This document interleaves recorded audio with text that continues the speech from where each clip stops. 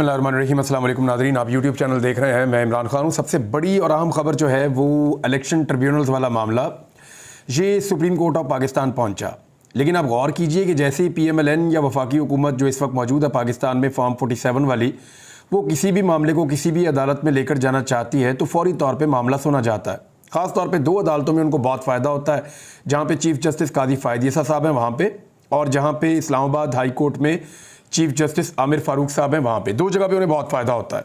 अब अगर आप देखें तो ये केस लाहौर हाई कोर्ट ने सेटल किया था। मामला ये है कि पहले इसको ज़रा समझ लें आप। मामला ये है कि पंजाब के अंदर सबसे ज़्यादा धांधली हुई है। यानी अगर आप शुरू हो जाएं रावलपिंडी से लेकर और आप आ जाएं पंजाब के जनूबी पंजाब के हिस्सों तक, तो यहाँ पे मौजूद सीटों में से लगभग 70% पाकिस्तान तहरीक इंसाफ ने 70-80% इन्होंने यहाँ जीती हैं। यानी पंजाब का तो सफाया किया तहरीक इंसाफ ने। रावलपिंडी की 13 सीटें जीते हैं, इस्लामाबाद की 3 सीटें जीते हैं, लाहौर की सीटों में से सिर्फ 1 सीट हारे हैं, बाकी सारी जीते हैं। इसी तरह सियालकोट, गुजरांवाला, फैसलाबाद, मुल्तान, बहावलपुर, तमाम पंजाब के अंदर, पूरे पंजाब के अंदर जो है वो पाकिस्तान तहरीक इंसाफ ने जो है वो बिल्कुल ही वॉश आउट कर दिया नून लीग को, और बहुत बुरी शिकस्त दी नून लीग को। अब हुआ ये कि फॉर्म 47 के ऊपर किसी और की जीत का नोटिफिकेशन आ गया। यानी तहरीक इंसाफ के जीते हुए उम्मीदवार जिनकी 50-50, 60-60, 70-70 हज़ार की लीड थी फॉर्म 45 के मुताबिक, और वो मुतमईन थे, तो जब फॉर्म 47 आया तो वो फॉर्म 45 के मुताबिक बनाया ही नहीं गया। जाली फॉर्म 47 जारी कर दिए गए। तो जहाँ पर जाली फॉर्म 47 जारी किए गए वहाँ नून लीग का उम्मीदवार जीत गया या पाकिस्तान तहरीक इंसाफ के मुखालिफ उम्मीदवार को जितवा दिया गया। तो अब रास्ता क्या था? पहला रास्ता ये था कि इलेक्शन कमीशन ऑफ पाकिस्तान में जाएं। जब वहाँ पे ना सुनी जाए तो फिर आप इलेक्शन ट्रिब्यूनल में चले जाएं। अब धांधली हुई इतनी ज़्यादा सीटों पर है कि लगभग 150 से ज़्यादा सीटें तो यहाँ पे चैलेंज हुई हैं। सूबाई और कौमी असम्बली की मिला के शायद इससे भी ज़्यादा हैं। तो ये इतने बड़े पैमाने पर जो चैलेंज हुई हैं सीटें, उनको 2 लोग सुन ही नहीं सकते थे। ट्रिब्यूनल जो बनता है वो हाई कोर्ट के मुअज़्ज़िज़ जज का बनता है। तो 2 जजेस का पहले नाम दिया गया, लेकिन जब इतनी ज़्यादा सीटें और इतना ज़्यादा प्रेशर आ गया तो फिर लाहौर हाई कोर्ट के चीफ जस्टिस ने 6 मजीद जजेस का नाम दिया कि कम से कम 8 जजेस के ट्रिब्यूनल्स मौजूद होंगे, तभी जाके वो धांधली के इन मामलात को सुन पाएंगे। 2 जजेस तो अगले 5 साल में नहीं सुन पाएंगे, इतना ज़्यादा बर्डन है, इतना ज़्यादा लोड है। लिहाजा 6 जजेस के मजीद नाम दिए गए। लेकिन अब मामला ये था कि जो फॉर्म 47 पे बनने वाली हुकूमत है या इलेक्शन कमीशन है, वो ये चाहते नहीं थे कि ये मामला जल्दी हल हो। जो बज़ाहिर दिखाई दे रहा है, जो उनकी इंटेंट नज़र आ रही है मेरी दानिस्त में, वो ये कहती है कि वो लोग ये नहीं चाहते कि जल्दी फैसला हो। लिहाजा उन्होंने ये 6 जजेस को जो है, जो chief justice Lahore high court ने उनके नाम दिए थे, जो होता भी ऐसी है कि चीफ जस्टिस नाम देते हैं और इलेक्शन कमीशन नोटिफाई कर देता है, तो इलेक्शन कमीशन ने इन 6 जजेस को नोटिफाई नहीं किया। फिर चीफ जस्टिस ने बार बार उनको वार्निंग दी और बिलाखिर उन्होंने फैसला दे दिया कि ठीक है जी, ये नोटिफिकेशन इनका हो गया, अब ये ट्रिब्यूनल्स अपना काम करेंगे। जैसे ही नोटिफिकेशन हुआ तो नून लीग की सिटी गुम हो गई, इलेक्शन कमीशन के हाथ पांव फूल गए। उन्हें समझ आ गई कि ये तो मुसीबत बन जाएगी। अब ये जजेस जब इंसाफ करेंगे तो जो हमने 47 के फार्म जारी किए हैं, ये पोल खुल जाएगा। इलेक्शन कमीशन के लोग जो हैं वो जेलों में जाएंगे। जितने लोगों ने धांधली की वो सारे के सारे जेलों में जाएंगे। जिन्होंने जाली फॉर्म 47 जारी किए वो सारे भी जेलों में जाएंगे। और जो लोग जाली तरीके से फॉर्म 47 पर जीत कर आए वो असम्बलियों से बाहर चले जाएंगे, और जिनको जानबूझकर हराया गया, जो फॉर्म 45 के मुताबिक जीते थे, वो असम्बलियों में वापस हो जाएंगे। अब लाहौर हाई कोर्ट का ये जो फैसला है ये बड़ा खौफनाक था, तो इन्होंने फौरी तौर पर सुप्रीम कोर्ट से रुजू किया। अब देखें, फौरी तौर पर सुप्रीम कोर्ट ने केस लगा भी दिया। फौरी तौर पे केस लगाया, फौरी तौर पे सुना, और काजी फ़ायद ईसा साहब ने जो आज बातचीत की उससे नज़र आता है कि उनकी एक्चुअली उनका झुकाव किस तरफ है। एक तो उनका इलेक्शन ट्रिब्यूनल बनाना इलेक्शन कमीशन का इख्तियार है। पहले भी लाहौर हाई कोर्ट ने इंतखाबी अमल रोका था। अब यहाँ से आपको नज़र आ रहा है कि वो एक्चुअली क्या फ़ैसला करने जा रहे हैं। लेकिन क्योंकि पाकिस्तान तहरीक इंसाफ के वकला वहाँ मौजूद थे और तहरीक इंसाफ अपने जितने भी फॉर्म 45 वाले जीते हुए उम्मीदवार थे, जिनको फॉर्म 47 पे धांधली से हराया गया, वो तकरीबन 100 के करीब ख़वातीन हज़रात को लेकर वो सुप्रीम कोर्ट पहुंच गए। उन्होंने वहाँ खड़े होकर हलफ भी लिया। उन्होंने कहा जी हम सारे हलफ लेते हैं कि हम फॉर्म 45 के मुताबिक इलेक्शन जीते हुए हैं। ये सीटें अगर वापस मिलती हैं ना तहरीक इंसाफ को, तो तहरीक इंसाफ की पाकिस्तान में हुकूमत बन जाएगी। और अगर ये सीटें वापस मिलती हैं तहरीक इंसाफ को, तो मखसूस नशिस्तें छिन जाने के बावजूद 2/3 अक्सरियत हुकूमत के पास नहीं होगी। और 2/3 अक्सरियत बहुत ज़रूरी है अगर हुकूमत ने आइन में तरमीम करनी है, जिनमें से एक आइनी तरमीम ऐसी है जिसमें तजवीज़ किया गया है कि काजी फायज़ ईसा साहब को 3 साल के लिए एक्सटेंशन दे दी जाए। तो एक कन्फ्लिक्ट ऑफ इंटरेस्ट भी है, ये बात हमें हमेशा अपने दिमाग में रखनी है। तो काजी फायज़ ईसा साहब ने इस केस को सुना और इसके अंदर कुछ कार्रवाई हुई। उन्होंने कहा जी इलेक्शन कमिश्नर और चीफ जस्टिस हाई कोर्ट को एक दूसरे से मुलाकात क्या नहीं कर सकते थे, एक मीटिंग में बैठकर सब तय किया जा सकता है, क्या पाकिस्तान में हर चीज़ को मुतनाज़ बनाना लाजिम है। तो काजी फायज़ ईसा साहब, तनाज़ा तो वहाँ शुरू हुआ जब आपने बल्ले का निशान छीन लिया। तो मखसूस नशिस्तों का मामला आज तक आपके पास खड़ा है। वजह क्या है, तनाज़े की वजह क्या है? आपका बल्ले का निशान छीन लेना। एक ऐसा स्या फैसला पाकिस्तान की अदलिया की तारीख में जिसकी कोई और मिसाल नहीं मिलती। अब मामला यह है कि काजी फायज़ ईसा साहब कह रहे हैं कि क्या चीफ जस्टिस और इलेक्शन कमीशन का मिलना मना है, क्या कोई अना का मसला है। तो इस किस्म की बातें की हैं, क्योंकि अब जो चीफ जस्टिस आए हैं वो ज़रा मुख्तलिफ नौइयत के हैं, और वो अगर इलेक्शन कमीशन के साथ मिलकर बैठेंगे तो फिर वो उसी तरह का फैसला निकालेंगे जैसा इलेक्शन कमीशन को और PMLN को पसंद होगा, जो दिखाई दे रहा है। दूसरी बात यह है कि जो रिटायर्ड जज हैं वो चाहते हैं कि उनको लाकर लगाया जाए। यानी इलेक्शन कमीशन ऑफ पाकिस्तान की ये ख्वाहिश है और PMLN की ये ख्वाहिश है कि हाजिर सर्विस जजेस के बजाय जो जजेस रिटायर हो चुके हैं उनमें से पसंदीदा जजेस के ऊपर ट्रिब्यूनल्स बनाए जाए, और वो जजेस धांधली जो हुई है इलेक्शन की उसको ना पकड़ें, और जो फॉर्म 47 वाले हैं उन्हीं को बरकरार रखें, जो जाली फॉर्म 47 वाले हैं। तो ये खेल एक खेला जा रहा है, लेकिन ये अगले मरहले में दाखिल हो गया। और अब होगा क्या? देखिए, होगा ये कि ये एक तो सदारती ऑर्डिनेंस भी आया हुआ है रिटायर्ड जजों वाला कि उनको लगाया जाए, उसके ऊपर तनकीद तो की है चीफ जस्टिस ने, लेकिन साथ ही उन्होंने रास्ता भी दिखाया कि इसको पार्लियामेंट के जरिए कर ले। तो क्योंकि वहाँ पे पार्लियामेंट में इस वक्त हुकूमत बनाई हुई है PDM की जमातों ने, तो वो इसकी तौसीह भी कर सकती है। लेकिन देखते हैं कि ये होता है या नहीं होता। लेकिन इस वक्त जो फैसला मौजूद है जो काजी फायज़ ईसा ने लिखवाया वो ये है कि सुप्रीम कोर्ट के सामने मरकजी इस्तदा है कि इलेक्शन ट्रिब्यूनल की तैनाती कौन कर सकता है। इलेक्शन कमीशन के मुताबिक लाहौर हाई कोर्ट ने फैसला अल जहाद केस रियाजुल हक केस की रोशनी में दिया। इलेक्शन कमीशन के मुताबिक लाहौर हाई कोर्ट का फैसला आइन और कानून के मुताबिक नहीं। सलमान अकरम राजा के मुताबिक 10 मई 2023 तक सिर्फ 2 ट्रिब्यूनल की तकर्री की गई। सलमान अकरम राजा के मुताबिक इलेक्शन कमीशन ने अपनी आईनी और कानूनी ड्यूटी पूरी नहीं की। सलमान अकरम राजा के मुताबिक इलेक्शन कमीशन आईनी बॉडी है। सलमान अकरम राजा के मुताबिक इलेक्शन कमीशन जुडिशल बॉडी नहीं और वो जुडिशल पावर खुद इस्तेमाल नहीं कर सकते।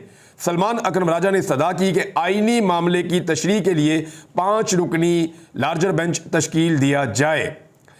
तो सलमान अकरम राजा के मुताबिक इलेक्शन कमीशन को इंट्रा कोर्ट अपील दायर करनी चाहिए थी। सलमान अकरम राजा के मुताबिक इलेक्शन कमीशन को बराह रास्त सुप्रीम कोर्ट से रुजू नहीं करना चाहिए था। सुप्रीम कोर्ट के सामने मामला आईनी तशरीह का है। फ्रीकैन को नोटिस जारी करते हैं और इसके बाद जो है वो होगा ये कि एक प्रैक्टिस एंड प्रोसीजर एक्ट के तहत एक कमेटी बनी हुई है और वो अब ये फैसला करेगी कि इसके लिए जो लार्जर बेंच बनाया जाएगा उसमें कौन से जजेस कैसे शामिल किए जाएंगे। तो जनाब ये मामला आ गया यहाँ पे।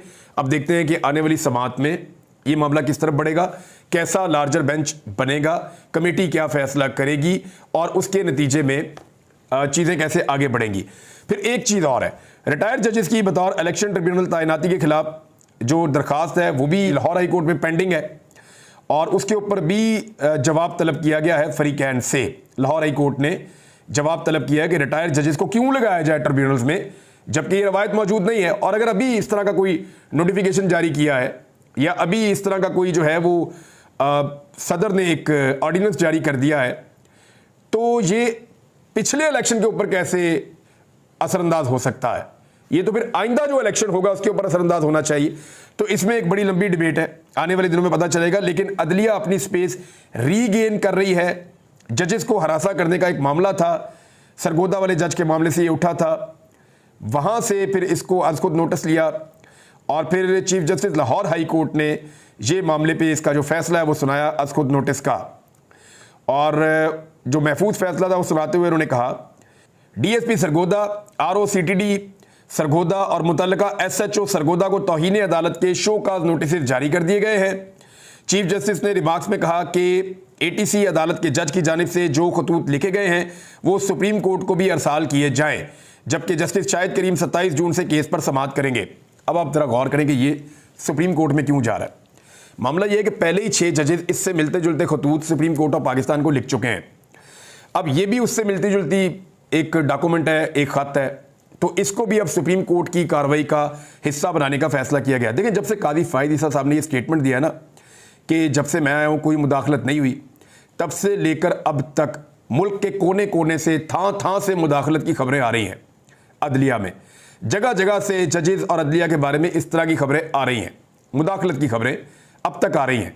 यानी मैं अपने केसेस के मुतालिक आपको बताऊं कि मुझे जो चीज़ें पता चली कि किस किस्म का दबाव जजेस के ऊपर डाला जाता है मन चाहे फैसले लेने के बावजूद। गो के जजेस की अक्सरियत दबाव नहीं लेती, जजेस की अक्सरियत दबाव में आए बगैर इंसाफ और कानून के मुताबिक फैसला करती है। लेकिन कादी फायद ईसा साहब ने जब से ये कहा कि कोई दबाव नहीं है, तब से लेकर अब तक लगातार पाकिस्तान की मुख्तलिफ अदालतों में दबाव के वाक़यात लगातार रिपोर्ट होते चले जा रहे हैं। अच्छा, कुछ चीज़ें बड़ी अलार्मिंग है। उसमें शाकिर महमूद ऐवान साहब ने एक रिपोर्ट की, उन्होंने कहा इंतसादी दहशतगर्दी अदालत सरगोदा के जो जज हैं मोहम्मद अब्बास, उनके तहलका खेज कुछ इंकशाफात हैं जो सामने आए हैं। रिपोर्ट में जज साहब ने बताया कि 25 मई को उन्होंने चार्ज संभाला तो इनको एक पैगाम मिला कि ISI के अफराद चैम्बर में मिलना चाहते हैं, लेकिन मैंने मिलने से इनकार कर दिया। मुलाकात से इनकार के बाद धमकियां मिलने का सिलसिला शुरू हो गया। घर के गैस का मीटर तोड़ दिया गया, बिजली का जो जाली बिल भेजा गया जो बहुत ज़्यादा रकम का था। फिर उन्होंने कहा इस इम्कान को रद्द नहीं किया जा सकता कि मज़कूरा बिल अमले की जानिब से वापडा की मिली भगत से भिजवाया गया। अच्छा, उनके मुताबिक उनके करीबी अजीज़ व अकारब की ज़ाती तफसीलात और हरासा किया गया। ये तहरीरी हुक्म के अंदर ये चीज़ें सारी लिखी हुई हैं कि जो जज अब्बास साहब हैं इंसदाद दहशतगर्दी अदालत के, उन्होंने क्या चीज़ें बर्दाश्त की। साथ ही साहब एक और चीज़ भी है, वो भी शाकिर महमूद ऐवान साहब ने, साकिब बशीर साहब ने और बाकी जो जर्नलिस्ट हैं कोर्ट को रिपोर्ट करते हैं उन्होंने रिपोर्ट की हैं। उन्होंने कहा कि जज इंसदाद दहशतगर्दी सरगोदा के असिस्टेंट मुनीब अहमद पर भी क़यामत गुजरी है और उनके भी तहलका खेज इंकशाफात हैं जो तहरीरी फैसले में शामिल हैं। और 13 जून को एक और खुसूसी रिपोर्ट भेजी गई। ये रिपोर्ट इंसदाद दहशतगर्दी जज मोहम्मद अब्बास के असिस्टेंट से मुताल्लिक थी। रिपोर्ट में बताया गया कि 11 जून को रात 11:15 बजे 6 से 7 अफराद सिविल कपड़ों में आए। मुनीब अहमद से सादा लिबास में मलबूस अफराद ने जज इंसदाद दहशतगर्दी मोहम्मद अब्बास के फैसलों के बारे में सवालात किए। मुनीब अहमद को मजबूर किया गया कि वो पिछले सफ़े पर लिखे, यानी जो फैसले का पिछला सफ़ा उसके ऊपर लिखे। मुनीब अहमद ने लिखा कि इस अमल से इसकी फैमिली और ख़ास तौर पर बच्चों पर बड़ा गहरा असर पड़ा है। अदालतों को तहफ़्फ़ुज़ फराहम करना और इनका एहतराम करना रियासत का फ़र्ज़ है, ये तहरीरी हुक्मनामे में कहा गया। अच्छा, ये चीज़ें जो है ना वो पंजाब के अंदर बहुत ही अजीब तरीके से हो रही हैं। बंदे भी गायब हो रहे हैं। अदर मुशवानी के 2 भाई गायब हैं, शहबाज गिल के भाई गायब हैं और वकास साहब एक वो गायब हो गए थे। यानी 4-5 लोग अभी भी गायब हैं। आज एक नई खबर आई है, एक और जो शख्सियत है उनको गायब कर दिया गया। इमरान खान साहब के कोई पॉलिटिकल एडवाइज़र हैं, उनको गायब कर दिया गया लाहौर से। गुलाम शब्बीर, उनको अगवा किया गया है और इनके अगवा का मुकदमा थाना काना में बेटे बिलाल की मुद्दत में दर्ज किया गया। ये शहबाज गिल के बड़े भाई भी हैं।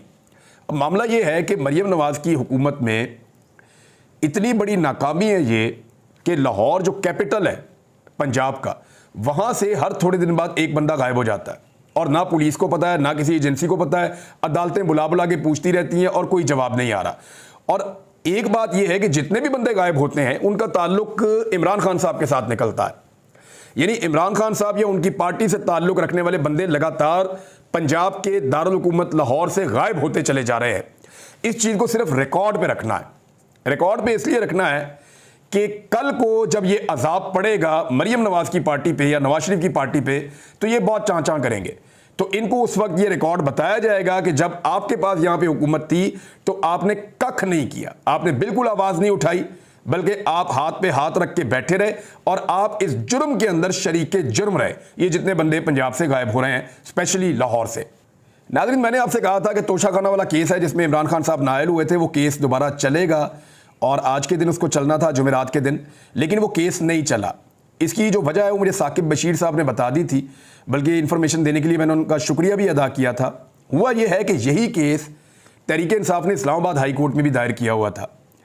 तो जब ये इस्लामाबाद हाई कोर्ट में दायर हुआ है तो यहाँ पे इस वजह से इसको नहीं सुना जा रहा। यानी इस्लामाबाद हाई कोर्ट में ये केस ज़ेरे इल्तवा है, जिस पर अदालत ने समाअत गैर मुअय्यना मुद्दत के लिए मुलतवी कर दी है। ये केस अगर चलेगा तो इमरान खान साहब के ऊपर से नाअहली ख़त्म हो जाएगी, और जिस केस में वो पहले अंदर गए थे तोशाखाना में, वो तो केस बिल्कुल ख़त्म हो जाएगा और इमरान खान साहब की नाअहली ख़त्म हो जाएगी। लेकिन आमिर फारूक साहब ने इस केस को लटका कर रखा हुआ है, इसके बावजूद कि पाकिस्तान तहरीक इंसाफ ने उनसे कहा कि जनाब हम अपनी ये दरख्वास्त वापस लेना चाहते हैं, आप ये केस ना सुने, लेकिन इसके बावजूद वो केस वापस नहीं ले रहे। अगर वो वापस ले ले तो लाहौर हाई कोर्ट इसका फैसला कर सकता है। उन्होंने अपने पास भी इसको लटकाया हुआ है, इल्तवा में रखा हुआ है, जो रिपोर्टर्स ने मुझे बताया। उन्होंने कहा जी आमिर फारूक साहब ने जानबूझकर इसको रखा हुआ है ताकि इमरान खान साहब की नाअहली का जो मामला है वो सेटल ना हो सके। अब तक जो रिपोर्टर्स जो बता रहे हैं, जो जर्नलिस्ट कोर्ट्स को कवर करते हैं, उनकी राय में ये है। नाज़रीन, कुछ और बड़ी खबरें हैं, जिनमें एक खबर तो ये है कि मुल्क गिर मुजाहरों का ऐलान किया पाकिस्तान तहरीक इंसाफ ने। साल के सबसे बड़े दिनों में से एक दिन 21 जून को, यानी शदीद तरीन गर्मी होती है, लेकिन पाकिस्तान तहरीक इंसाफ का और इसके कारकुनों का कॉन्फिडेंस देखकर मैं हैरान हो रहा हूं। ये वो मुल्क है जहां पे गर्मी के अंदर कोई तहरीक, जलसा, जुलूस, इंडोर मीटिंग करने का भी नहीं सोचता था, लेकिन इस मुल्क में एक पॉलिटिकल पार्टी इतनी बड़ी और तगड़ी हो गई है कि वो अब ये कहते हैं कि हम साल के गर्म तरीन दिन में, ये 22 जून सबसे बड़ा दिन होता है, 21 जून वाले दिन उन्होंने कहा जी हम एहतजाज करेंगे। ये जुमे का दिन होगा और वो ये कह रहे हैं जी हम निकलेंगे कल के दिन में और एहतजाज करेंगे। देखते हैं पाकिस्तान तहरीक इंसाफ की इस कॉल के ऊपर कितना रिस्पॉन्ड किया जाता है उनके वर्कर्स की जानिब से। फजलुर रहमान साहब को कुछ ऑफर्स की गई हैं, अगले वीलॉग में बताऊंगा। अब तक के लिए इतने, अपना ख्याल रखिएगा, अपने इस चैनल का भी। अल्लाह हाफिज़।